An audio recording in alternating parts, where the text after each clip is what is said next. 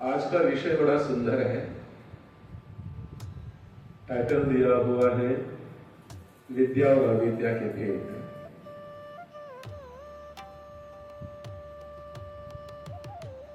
जो भी प्रवचन होता है या जो भी वक्ता यहाँ पर वक्तव्य देने के लिए आता है, सभी का आशय यही होता है कि हम सत्य ज्ञान को प्रसारित करें, अज्ञान को दूर करने का प्रयास करें। और जब कोई भी वक्ता चिंतन करता है, किसी विषय पर मनन करता है, तो हम शास्त्रों का सहारा लेते हैं, उसका चिंतन करते हैं और उसका अनुभव किस प्रकार से हमारे जीवन में हम लें, उसके लिए एक चिंतनशील व्यक्ति चिंतन करता है। यजुर्वेद के 40वें अध्याय में एक मंत्र आता है, अंधन तमः प्रविशन्ति ये अविद्याम् उपासते ततो भूय युवते तवो विद्यायां रताः। अंधन तमः प्रविशन्ति ये अविद्याम् उपासते। जो अविद्या की उपासना करते हैं, उनका अनुसरण करते हैं, उस पर चलते हैं, उनका जीवन अंधकार में है। अंधन तमः प्रविशन्ति, दुख में है। ये बात यहां तक तो ठीक है, ये समझ में आती है। वेद जो कह रहा है अंधन तमः प्रविशन्ति ये अविद्याम् उपासते, परंतु अगली पंक्ति बड़ी ही अलग है। ततो भूय युवते तमो एवु विद्यायां रताः। वेद भगवान कह रहे हैं उससे भी अंधकार में वो लोग जाते हैं जो विद्या का या विद्या की उपासना करते हैं। नबे सिंह साहब है यहाँ पुस्तक लिखते, अभी ये पुस्तक लिखी हो मैंने, बहुत सुंदर पुस्तक मैंने पढ़ी। तो यहां विरोधाभास है। हम ये समझ में सकते हैं या समझने में हमें कोई दिक्कत नहीं है कि जो अविद्या का अनुसरण करते हैं वो दुखों को पाते हैं, यहां तक ठीक है। परंतु विद्या की उपासना करने के बाद भी यदि हम अंधकार में और अधिक अंधकार में जाते, ये बात यदि कही है तो इसके पीछे एक रहस्य है। और वेद भगवान कहते हैं सत्यस्यापिहितं मुखम्। सत्य का मुख जो है अपिहित होता है, ढका हुआ रहता है, उसको खोलने की आवश्यकता होती है। तो तात्पर्य क्या है इस मंत्र का? मंत्र का तात्पर्य है कि हम विद्वत्ता समझते किसको है, विद्या समझते किसको है, विद्या की प्राप्ति किस लेवल तक ग्रहण करने पर हम अपने आप को विद्वान समझते हैं या ज्ञाता समझते हैं, इस रहस्य को खोलना आवश्यक है। अक्सर हमने ये सुना है कि आधी घगरिया छलकत जाए,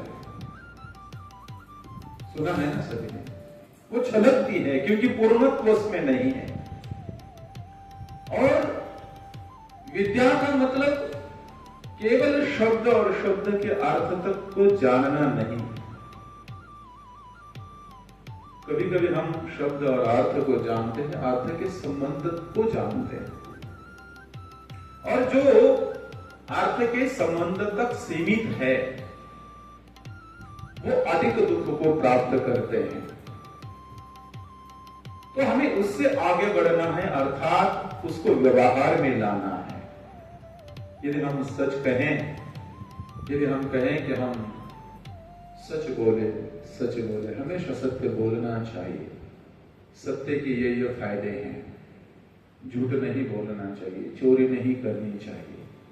केवल हम बोल रहे हैं, क्या हम उसका अनुसरण कर रहे हैं? नहीं कर रहे। एक सामान्य उदाहरण दो, तो जो हम बच्चे होते हैं, बचपन होता है, किशोरावस्था होती है, कोई घटना हमसे घटित हो जाती है बालकपन में, तो लोग हमें नाम नहीं रखते, उसका दर्द शायद हमें नहीं मिलता।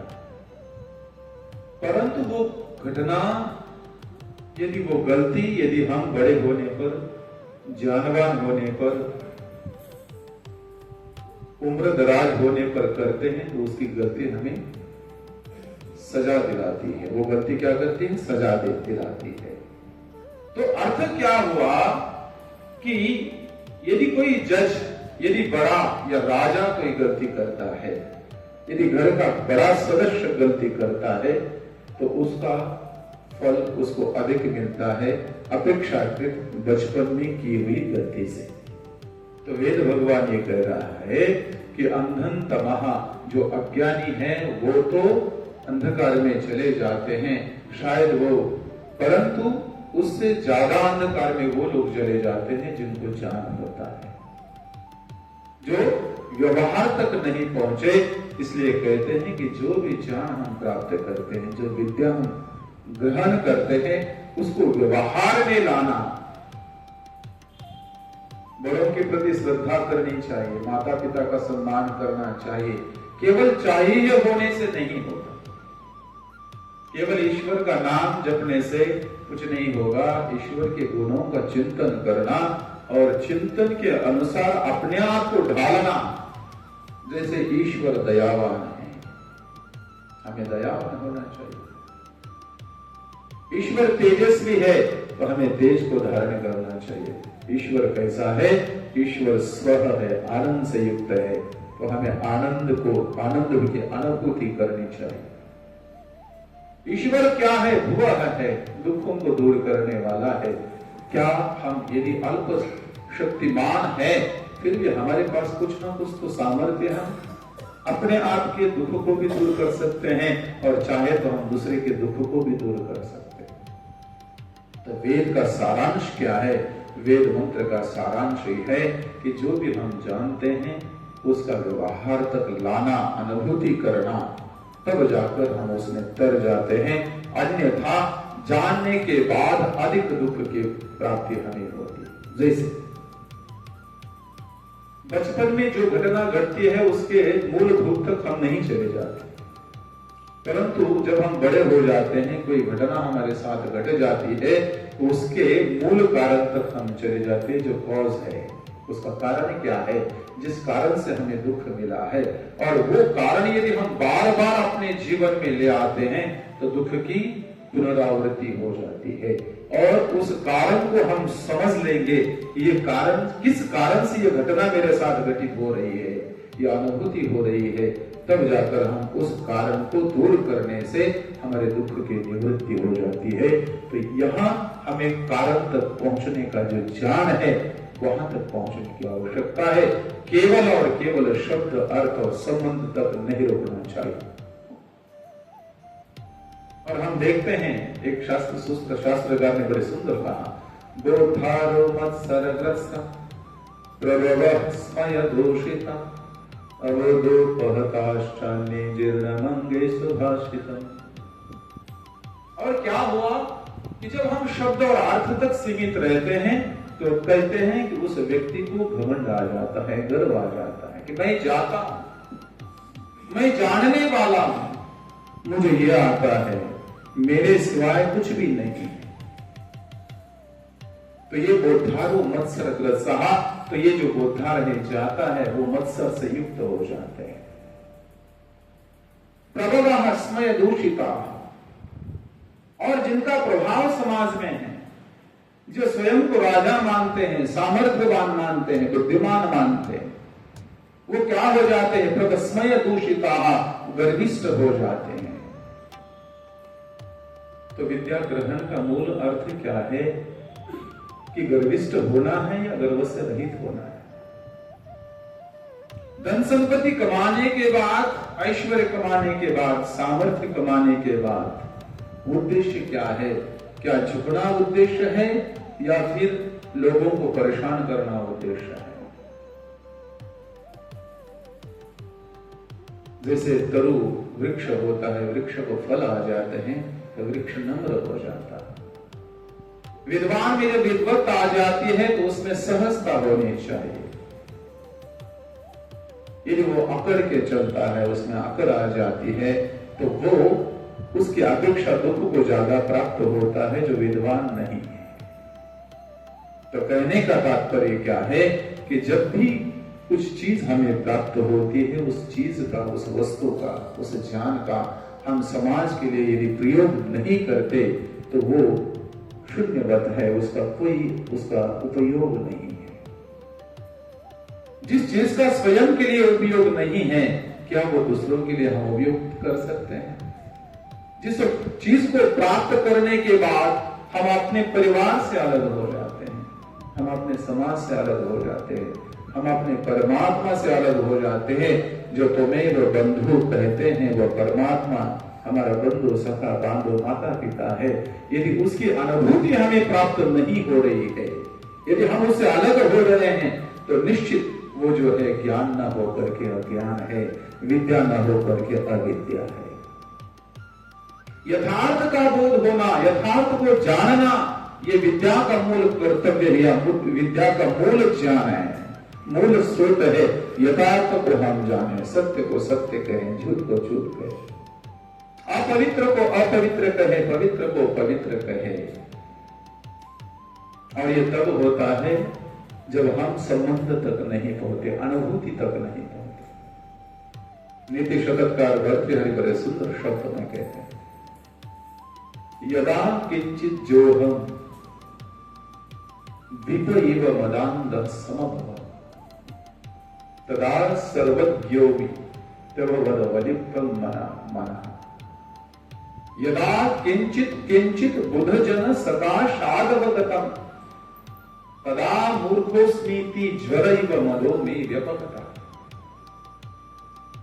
राजा भर्तृहरि कह रहे, विद्वान की क्या स्थिति होती है? जो अल्पज्ञ होता है, जो शब्द और शब्दों के अर्थ से, भाव से संबंध तक जो नहीं पहुंचा है, उसकी स्थिति क्या होती है? कभी कह रहा है मेरी स्थिति वो है जैसे मैं मदोन्मत्त हो गया, जैसे हाथी होता है मदोन्मत्त हाथी की तरह मैं अपने आप को मान रहा हूं, मैं सबसे बड़ा विद्वान हूं, सबसे बड़ा शक्तिमान हूं, सबसे बड़ा बुद्धिमान हूं, सबसे बड़ा पहलवान हूं, मेरे जैसा कोई है ही नहीं। और ये तब तक लगता है जब तक मैं अपनों से बड़ों के पास नहीं जाता, अपनों से बड़े विद्वान के सन्निकट नहीं जाता, अपने से बड़े शक्तिमान के पास नहीं जाता, अपने से बड़े धनवान के पास नहीं जाता। क्योंकि ये संसार में हम यदि अपने आप को सर्वोच्च मानते हैं तो वो गलत है, वो दुख का कारण है।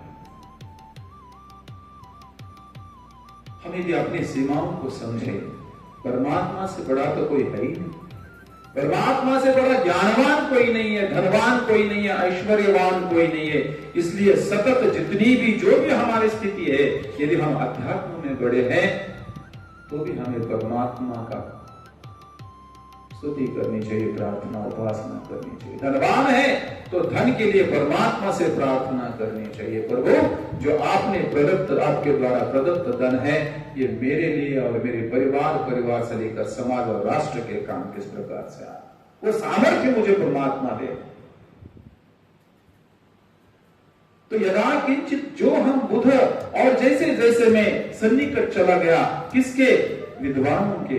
तो कहते हैं मेरा गर्व वैसे हरा जैसे मैंने दवाखाने में जाकर, जैसे मैं दवा लेता हूं, दवा खा लेता हूं, जैसे मेरा ज्वर जो पीड़ा है, बीमारी है, जैसे अलग हो जाती है, वैसे ही विद्वानों के सन्निकट जाने पर जो मेरे को लग रहा था कि मैं बहुत बड़ा विद्वान हूं, मुझे समझ में आया कि मेरी स्थिति क्या है, जाने क्या। कहने का तात्पर्य, और शास्त्र कहते हैं अज्ञः सुखम आराध्य सुखतरम आराध्यते वितेशद्य जाननव दुर्विदग्धम ब्रह्मापि तम नरम न रंजयेत्। और कहते हैं सामान्य व्यक्ति को समझाना बड़ा सहज है, हम समझा सकते हैं। अज्ञानी व्यक्ति को हम समझा सकते हैं कि ये चीज सही है, ये चीज गलत है। और कहते हैं बुद्धिमान जो शब्द के अर्थ, भाव और संबंध तक जिसने, व्यवहार को जिसने चीज को लाया उसको भी समझा सकते हैं, परंतु जो आरती गगरिया चल कर जाए, जिसको थोड़ा सा ज्ञान है, उसको समझाना बड़ा कठिन। और ये अविद्या के दोष है, ये अविद्या के कारण है। वैसे जो भी हम जीवन में प्राप्त करते हैं, सुख या दुख, ये ज्ञान और अज्ञान के कारण होता है, विद्या और अविद्या के कारण। तो योग दर्शन कहता है 5 क्लेश है हमारे जीवन, पंच क्लेशा, पंचतया। क्लेश 5 है, अविद्या, अस्मिता, राग, द्वेष, अभिनिवेश, और इन्हीं के कारण हम इस संसार में दुखों को प्राप्त हो रहे हैं। तो अविद्या क्या है? अविद्या के भेद बताए, अनित्या शुचि दुखात्मसु, नित्य शुचि सुखात्म ख्याति अविद्या। तो अविद्या क्या है? तो कहते हैं अनित्य को नित्य समझना, अनित्य को नित्य समझना, अर्थात अवास्तु को वास्तविक समझना। ये जो संसार दिख रहा है, क्या ये नित्य संसार है? नहीं, ये अनित्य संसार, कुछ समय के लिए का संसार। क्या ये शरीर हमारा नित्य है? शरीर भी अनित्य है। क्या ये धन संपत्ति हमारे नित्य है? ये भी अनित्य है। क्या ये सौंदर्य नित्य है? अनित्य है। ये जो हमारे पास पद है, प्रतिष्ठा है, क्या ये नित्य है? ये भी अनित्य है। सब कुछ अनित्य होने के बाद यदि हम इसको नित्य समझें और नित्य समझकर व्यवहार करें तो कष्ट होगा। जब ये चीजें हमसे छीनती जाएंगी तो फिर कष्ट होगा। क्यों? क्योंकि हमने वास्तविक स्वरूप को न जाना, न समझा। शास्त्र कह रहा है अनित्यम यौवनम बाल्य शरीरम धन संचयाः भावात् भावांतरम यान्ति तरंगावदनादतम। अनित्यम यौवनम बाल्य, ये बाल्यावस्था है, ये भी अनित्य है। युवावस्था है, ये भी अनित्य है। किशोरावस्था है, ये भी अनित्य है। वृद्धावस्था है, ये भी अनित्य है। ये सब चीजें वैसी है जैसे एक समुद्र में लहरें आती है और उसी समुद्र में समाई जाती है। नित्य क्या है? नित्य जीवात्मा है। जीवात्मा में कोई परिवर्तन नहीं है। नित्य तक पहुंचना ही विद्या की प्राप्ति है और नित्य से अनित्य तक पहुंचना ही अविद्या की प्राप्ति है। तो कभी भी हम इस दृश्यमान जगत को ही यदि नित्य मानते हैं तो ये अनित्य को नित्य मानना विद्या का अपमान करना है। नित्य को नित्य मानना, अनित्य को अनित्य मानना, ये विद्या की प्राप्ति है, ये विद्या का स्वरूप है। तो मैंने कहा एक आपको समझने के लिए कथा आपको बता रहा हूं। राजा भोज बहुत बड़े विद्वान हुए और राजा भोज का एक भाई था मुंज।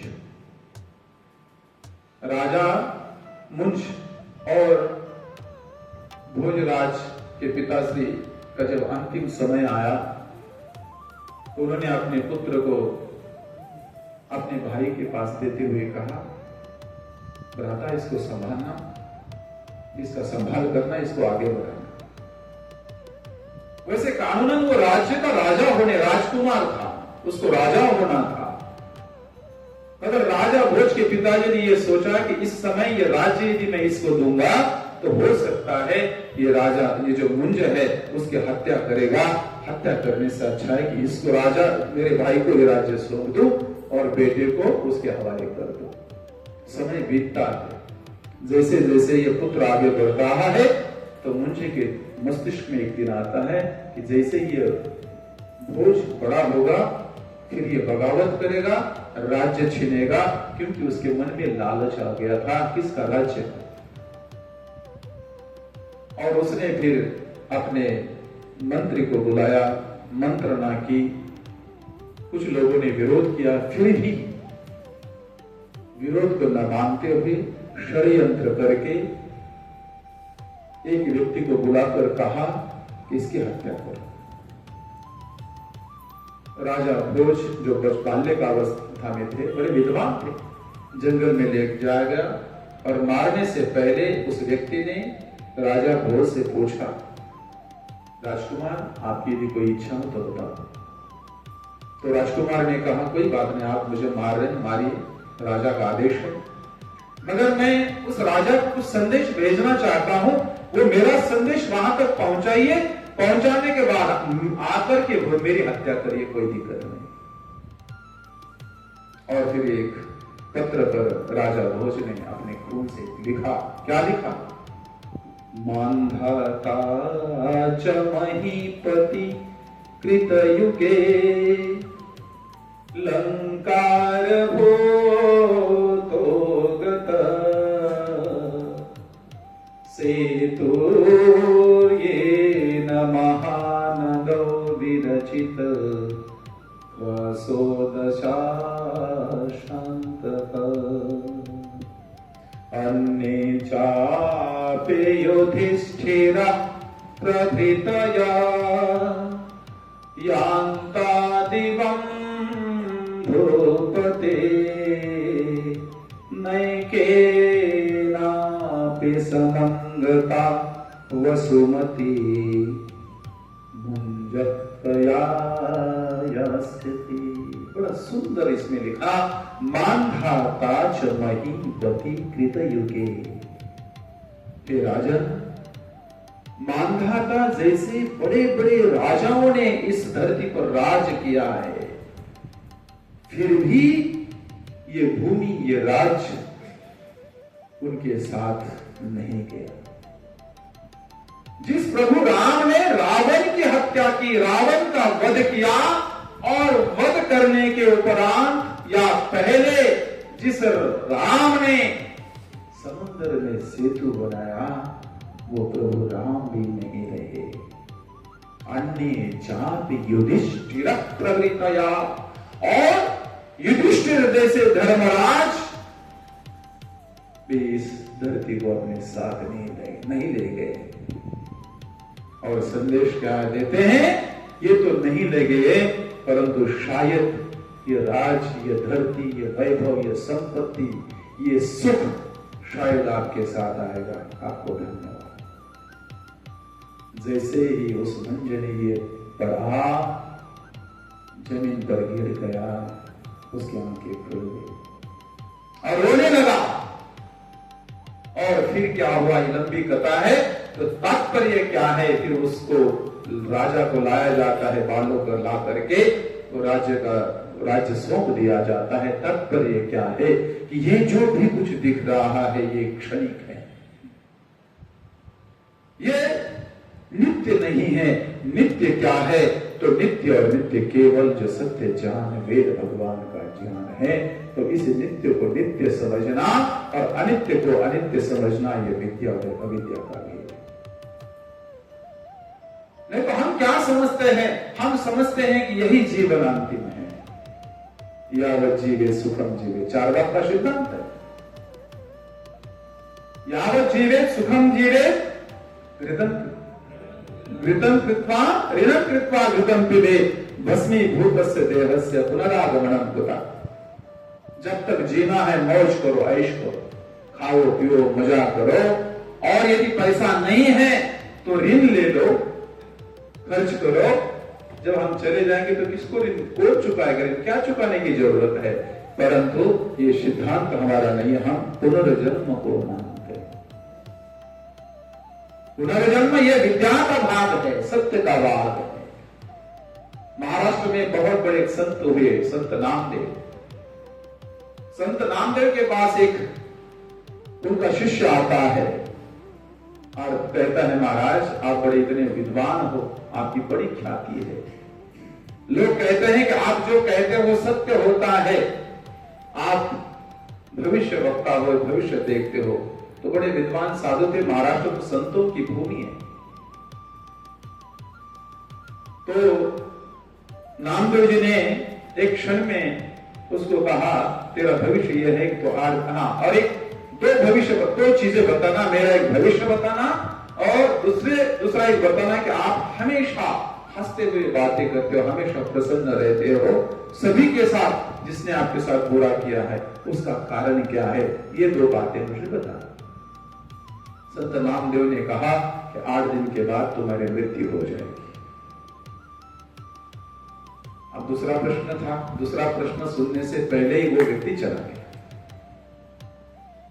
केवल यही सुना कि 8 दिन के बाद तुम्हारी मृत्यु हो गया। दूसरा प्रश्न क्या था, क्या आप हमेशा खुश रहते हो सबके साथ, अच्छा व्यवहार क्यों करते हो, कैसे करते हो? जब चला गया 9वें दिन वो व्यक्ति फिर से महाराज के पास आया, बड़ा प्रसन्न लग रहा था। अब जब आया तो उन्होंने पूछा कि वापिस कैसे आ गए? बोले महाराज आपकी कृपा है, आपने कहा 8 दिन के बाद मर जाना है, तो मुझे लगा कि मैं सही में मरने वाला हूं, और जब मैं 8वें दिन के बाद उठा तो ये आपकी कृपा के कारण मुझे जीवन मिला, इसलिए मैं आपके पास आया। तो महाराज ने पूछा अच्छा बताओ आपने क्या क्या किया? बोले जब मुझे पता चला कि 8 दिन के बाद मेरी मृत्यु है, तो सबसे पहले मैं घर में गया, जिन जिन के साथ मेरे विवाद थे सबसे मैं प्रेम से बोलने लगा। मेरे भाई के साथ जमीन का विवाद था, प्रॉपर्टी का विवाद था, उसको सुलटा दिया। वो मान नहीं रहा था, मैंने कहा यार थोड़ा ज्यादा ले दे, मुझे 8 दिन के बाद जाना ही, मैं क्यों तुझे दुखी करके जाऊं? और सबसे मैंने प्रेम से बात की।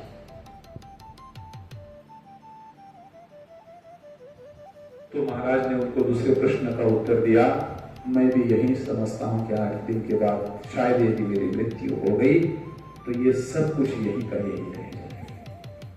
ये धन वैभव जितना कुछ है वो शरीर के साथ है, और शरीर के बाद क्या है?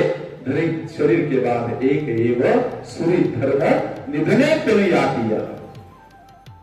धर्म केवल पुण्य कर्म केवल एक है जो निधन के उपरांत भी हमारे साथ चल रहा है। तो ये जो अनित्य को नित्य समझना, ये क्या है? ये अविद्या है। और अविद्या का दूसरा भेद क्या है? अनित्य नित्य, असुचि सुचि, अपवित्र को पवित्र समझना। तो अपवित्र क्या है? ये पूरा शरीर अपवित्र है। शास्त्रकार कहते हैं ये शरीर क्या है? ये अपवित्र है। उन्होंने दर्शन करा, योग दर्शन करा। स्नानात् बीजात् उपस्कंधात् निश्चंदात् निधनात् अपि कायमादेय शौचत्वात् पंडिताः ही असुचि विदुः। सिंह साहब दर्शन का सूत्र है। स्थानात् बीजात्, इस शरीर की रचना कहां से हुई? शरीर कहां से निर्माण हुआ? किस स्थान से निर्माण हुआ? बालक का जन्म होता है तो रज वीर्य से, और फिर शरीर से, और फिर ये शरीर क्या है? क्या इतना शुद्ध शरीर है जिससे हम इतनी मोहब्बत करते हैं, प्यार करते हैं, इसको संभालने में लगे हुए हैं, इसकी सुरक्षा में लगे हुए हैं, और इस शरीर को संभालते संभालते हम धर्म से अलग है, ईश्वर चिंतन से अलग है, सद्व्यवहार से अलग है, प्रेम से अलग है, भाव से अलग है, भक्ति से अलग है। क्यों? क्योंकि हम शरीर को इस सजाने में लगे। स्थानात् बीजात् उपस्तंभात्, ये जो किससे बना? हड्डी मांस होना चाहिए। इसको थोड़ा खोल के देखो, इससे घृणा हो जाएगी इस शरीर से। निश्चंदात्, प्रतिक्षण इससे क्या निकलता है? इससे बदबू निकलती है, इसको धोना पड़ता है बार बार। हमारे नव जो मुख है, अष्ट द्वारा नव द्वारा, जो नवद्वार है, इससे गंदगी निकलते हैं, इसको धोना पड़ता है। तो कहते हैं काय माये शौचत्वात् पंडिताः, जितने भी विद्वान है, विदुषी है, विद्वान है, ऋषि और मुनि है, उन लोगों ने इस शरीर को क्या समझा? तो कहते असुचि समझा। असुचि है, ये शुद्ध नहीं है, ये अपवित्र है। तो अपवित्र को अपवित्र समझना, पवित्र को पवित्र समझना, यज्ञ करना पवित्र है। और यज्ञ में बैठते हुए जो भाव निर्माण होते हैं वो पवित्र भाव है। तो ये जो है अविद्या, अविद्या का दूसरा जो भाव है, पहला क्या था?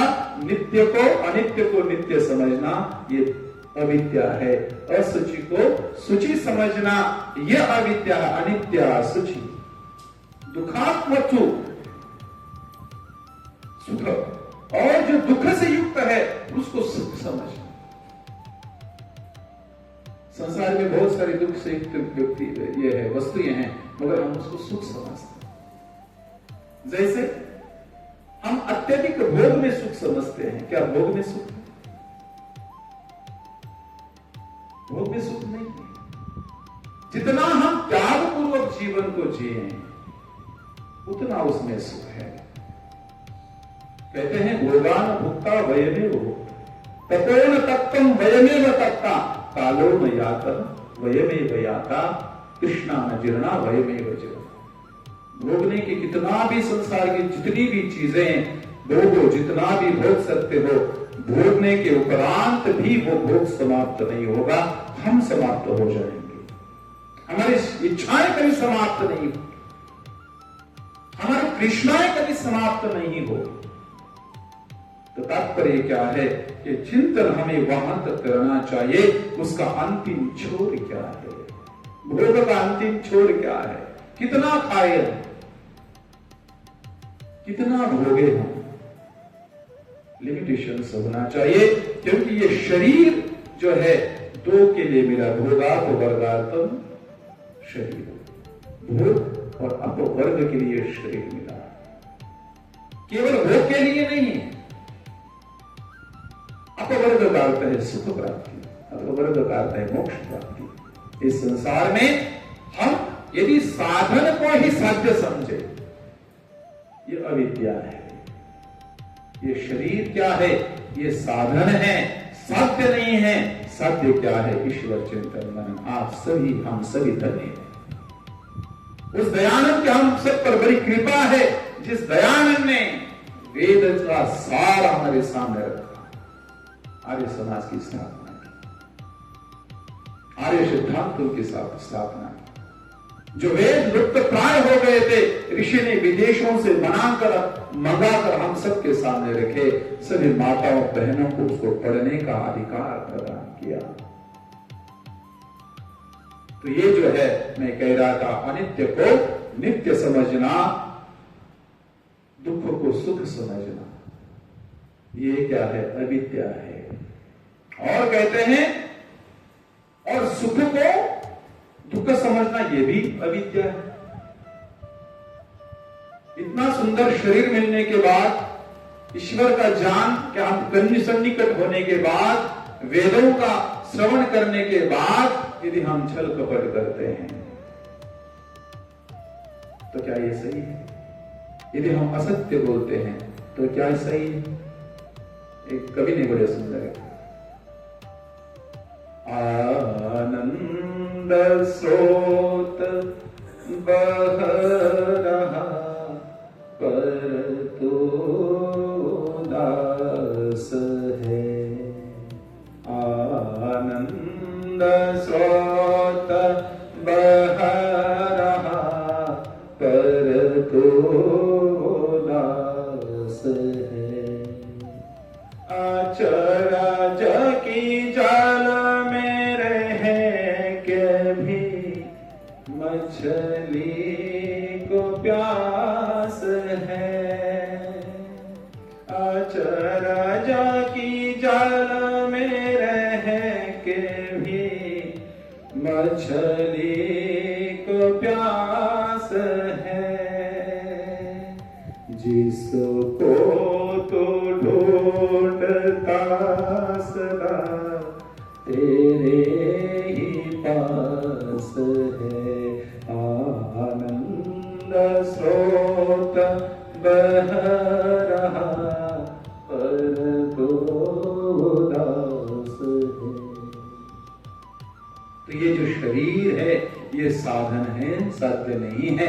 सुखों को भोगने का भी, त्याग करने का भी, तपस्या करने का भी, ज्ञान प्राप्ति का भी ये जो साधन है, इस जीवन के मूल को समझना, ये विद्या को ग्रहण करना है। तो अविद्या के भाग मैंने कहा क्या है? अनित्य को नित्य समझना, अपवित्र को पवित्र को समझना, दुख को दुख समझना, अनात्मा को आत्मा समझना, जो आत्मा नहीं है, शरीर और आत्मा को एक समझना, मन और आत्मा को एक समझना, बुद्धि और आत्मा को एक समझना, बुद्धि अलग है, शरीर अलग है, मन अलग है, सभी इंद्रियां अलग है। ये जो इंद्रियां हैं ये जीवात्मा के साधन हैं। हम दोनों को यदि एक समझेंगे फिर गड़बड़ होगी, फिर दुख को प्राप्त होंगे। इसलिए कहते हैं कि बड़ा सुंदर कहा, कहने को तो मैं अजर हूं, कहने को तो मैं अजर हूं, पर जरा डराती है, सताती है। कहने को मैं अमर हूं, पर मौत डराती है। अजब मनुष्य हूं, कुछ कह नहीं सकता। अजब मनुष्य हूं, कुछ कह नहीं सकता। यह अद्भुत जो संरचना है, परमात्मा द्वारा प्रदत्त जो संरचना है, ये ईश्वर के ज्ञान के सिवा कुछ प्राप्त नहीं हो सकता। जो जल नहीं सकता उसको जल जाने का डर है, जो मर नहीं सकता उसको मर जाने का डर है, जो भीग नहीं सकता उसको भीग जाने का डर है। तो डर किसका है? कौन डर रहा है? क्यों डर रहा है? ये इसलिए हो रहा है क्योंकि ये अज्ञान के कारण है। तो सत्य को सत्य समझना, मानना, उसका अनुकरण करना, ये विद्या है। और जानबूझकर मालूम होने के बाद भी, सत्य का पता होने के बाद भी न मानना, यह अविद्या है। तो सुखात्मसु अनित्या शुचि, दुखात्मसु नित्य शुचि, सुखात्म ख्याति अविद्या। तो ये जो अविद्या के जो भाग है, इस प्रकार से अविद्या और विद्या के भाग होने से, इसको जानने से यह पता चलता है कि सत्य क्या है, और मूल तक जाने का हम सब प्रयास